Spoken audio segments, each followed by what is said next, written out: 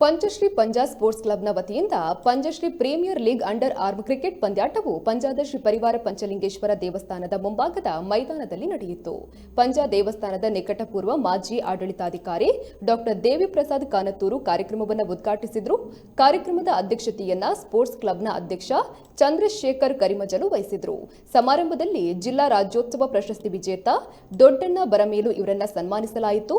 ಇದೇ ಸಂದರ್ಭದಲ್ಲಿ ಬಜತ್ತೂರು ಇಂಜಿತ್ರಡ್ಕ ನಿವಾಸಿ ಯಕ್ಷ ಅವರಿಗೆ ಯುವ ತೇಜಸ್ ಟ್ರಸ್ಟ್ ವತಿಯಿಂದ 25,000 ಮೊತ್ತದ ಚೆಕ್ ಅನ್ನು ಹಸ್ತಾಂತರಿಸಲಾಯಿತು. ಮುಖ್ಯ ಅತಿಥಿಗಳಾಗಿ ದೇವಸ್ಥಾನದ ವ್ಯವಸ್ಥಾಪನಾ ಸಮಿತಿಯ ಅಧ್ಯಕ್ಷ ಪದ್ಮನಾಭ ರೈ ಅಗೊಳಬೈಲು, ಪಂಚಶ್ರೀ ಸ್ಪೋರ್ಟ್ಸ್ ಕ್ಲಬ್ನ ಗೌರವ ಸಲಹೆಗಾರ ಚಂದ್ರಶೇಖರ ಕುಕ್ಕಪುಣಿ, ಯುವಜನ ಸಂಯುಕ್ತ ಮಂಡಳಿಯ ನಿರ್ದೇಶಕರುಗಳಾದ ವಿಖ್ಯಾತ್ ಬಾರ್ಪಣೆ ಹಾಗೂ ಪವನ್ ಪಲ್ಲತ್ತಡ್ಕ ಉಪಸ್ಥಿತರಿದ್ದರು.